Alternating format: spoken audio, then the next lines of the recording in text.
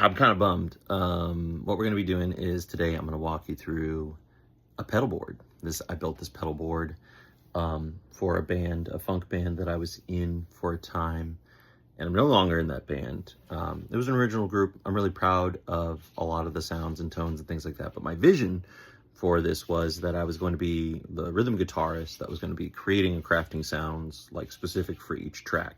And I had a lot of pedals that were really flexible and really creative and could interact with each other in really interesting ways in order to be able to do that. And I'm really proud of what I came up with. This is the first pedal board of this level that I've probably ever built. It's MIDI routed. We're gonna go through it quick and dirty. My whole goal is to just do this. This is like my own, what do you call it? Like time capsule. Also, I apologize. You can hear my kid in the background. I built this pedal board. I think my partner was pregnant and then I had my baby and then I was still building this pedal board. And this is my first time implementing MIDI to this level on this board, but this is my own historical record of this pedal board, just so that I have it personally also, so that I can look back on what I've done in case I maybe want to get inspired or see again how it is that I came up with this. So I'm gonna walk you through it. All right, so let's get a shot of this bad boy in general. And I probably should do this landscape because I'm gonna be putting this up on YouTube. So I'm gonna do landscape. Here she is in all my glory. I'm actually just gonna go through and name the pedals. You know, I've got the Polytune by TC Electronic. This actually is not my favorite tuner, I gotta be honest. When I'm tuning, this tuner can tend to sort of be a little bit inaccurate. This is actually like a just in case.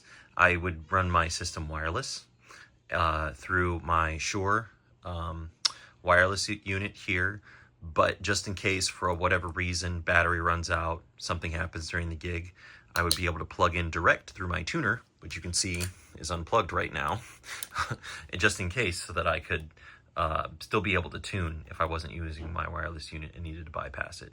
But I also have my mini Ego compressor. Oh, I gotta tell you that I have not used a better sounding compressor for what I'm using. It's the exact same circuit as the regular sized Ego compressor by Wampler. I just love the sound of this pedal.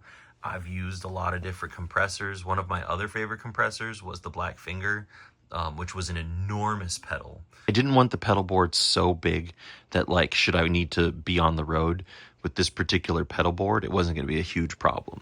Oh, also worth mentioning is that I have the D'Addario expand unit where you can like change the size of the pedal board. I did when I originally started like building this, like it was literally just this footprint, but I knew I wanted to get the Morningstar MLX10, and I already had the MC6, but now this is the Pro of the MIDI controller.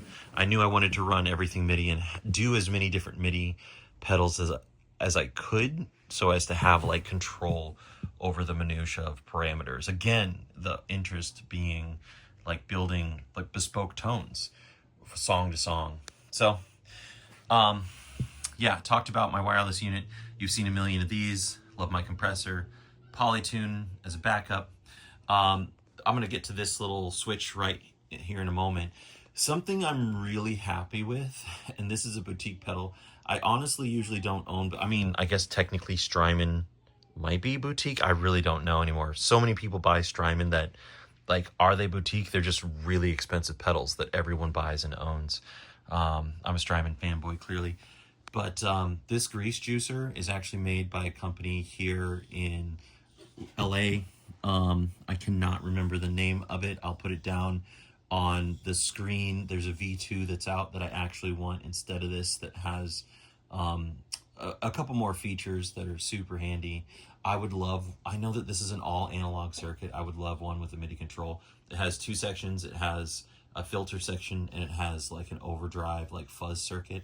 And it's just super funky. I honestly try really hard not to put it on everything in the funk band. I have my ML or my M6. And then I also, my Zelzah, this is my brand newest pedal. I had gotten this because I loved the idea of my phaser being controlled by a filter, and I'm addicted to it. Sometimes I would actually run these in a way where like they would complement each other essentially. So again, I apologize for my kid. She's probably hears my voice and is like, hey dude, you're not playing with me. The other thing that I have is the BlueSky. I've owned this before a long time ago. I loved this pedal. I loved like the ability to have just really great sounding reverbs and a really compact design. So I got another one years later. The Golden Boy, I actually, this is not my favorite overdrive by far, but it was MIDI controllable, and that was like the only reason that I was interested in getting this pedal. I don't know why it's not. Oh, okay, cool. It's working. It's on.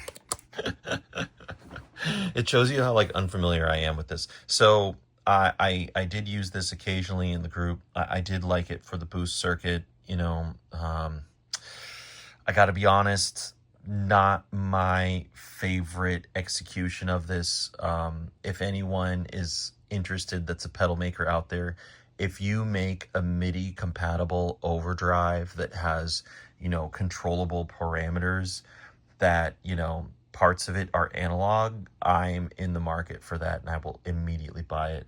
But yeah, these two Jackson pedals right here, the New Wave and the Golden Boy. The New Wave sounds great.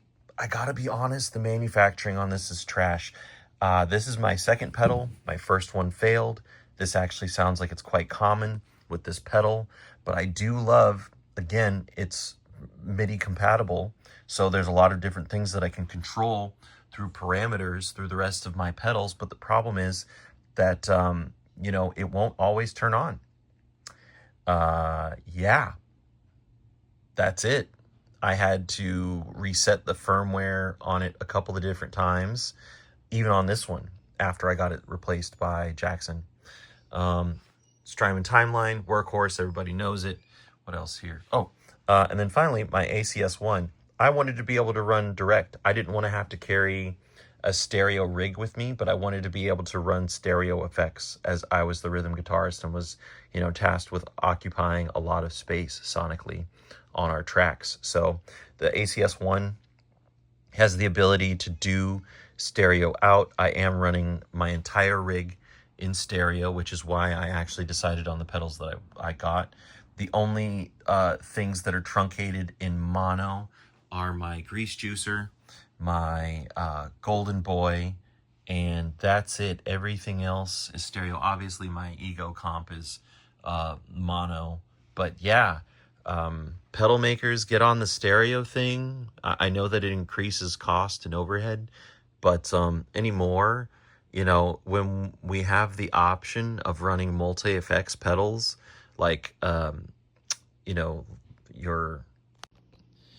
when you have the head rushes, when you have the bosses, when you have, you know, those small portable, like multi-effects pedals, it's hard to compete with them. And so what I thought about doing it that way instead, but I just love the ability to like pick and choose my units and then have tactile functioning at my feet. Yes, in, you know, in order to work my MIDI, I'm having to go through an interface on my computer in order to do so.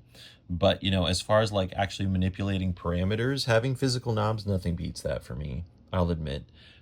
Technology is an intersection of my creativity, but being able to have all of this stuff. So you can see this cable here is running to this switch. This just allowed me to be able to page up and down through my settings. This allowed me to be able to page up and down. So we're going down, but if I wanted to go up, you can see, you know, these are all, you know, tracks with like their own presets and things like that, you know, which are pretty dope as far as like being able to go from song to song, you know, and then have, you know, everything change. You can see like way over there, the delay is like changing per my different parameters. So the bit cloud, before it was like the sweet drive. And so yeah, I gotta be honest, I loved this pedal. It's changing all of my patches. I'm actually, if you don't know, the MLX10 allows you to be able to recreate the order of pedals on the fly. You can use it as being able to take your analog pedals and kind of making them like they're MIDI controlled as far as on and off and things like that. But I used it in a way where I was like really rearranging the order. So if I wanted the great thing about this rig is that, so this is my amplifier. If I wanted my my reverb and my, you know, things like that, my delay after my amp sim, I can do that. I can do that post. If I want my overdrive, like, you know, post my amp, I could do that, you know, for a unique sound. So that's the really great thing about this, is that I could get like a lot of really interesting sounds through this particular rig. But this is it. You know, the back is a mess, if I'm being completely honest. You know, I'm running a Strymon Zuma and then an Ojai because I ran out of barrels as far as like being able to do that. You can see my all of my labeling and stuff like that. Don't be like me, you know, get an actual setup for your cable routing and things like that. But because this is like an expand pedal board, I kind of had to do guerrilla style. But yeah, I love this thing so much. I'm sad to tear it down, but I need to be able to do it in order to do a couple of different other rigs, you know. And maybe I might see a configuration like this again one day, but hopefully I'll be doing it with another technician going forward so that I don't have to do all the cabling and routing myself. So yeah, hope you enjoyed that. If you have any questions, let me know down below. I would love to hear your thoughts on what I'm doing and like any ideas or anything like that that you have, you know, about what I put together, or like if you want to know how anything functioned, or how I set anything up, or even my thoughts on the pedals. I clearly have a lot of different experience, and I went through a lot of iterations of this. I used to have the C4 from Source Audio on there, which was doing a lot. I used to have a tremolo on there, but this was what I settled on for all of the effects that I was using, and I got almost every kind of sound that I was looking for on here, which I, you know, was really impressed by, and I love.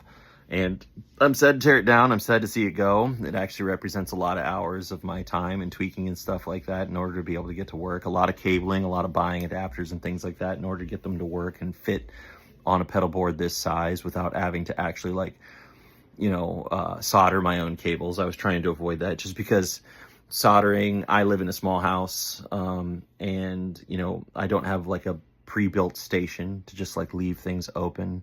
And I would always get interrupted constantly in order to be able to put stuff together. But that's my pedal board. Let me know what you guys think.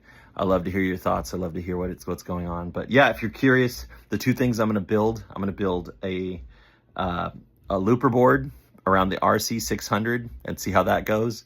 The other thing I'm going to do, I've been playing in a soul band where I actually use my Acoustasonic as an Acoustasonic. So I play acoustic and electric guitar, and I'm not switching, and I want to just have one rig to be able to do dedicated to that.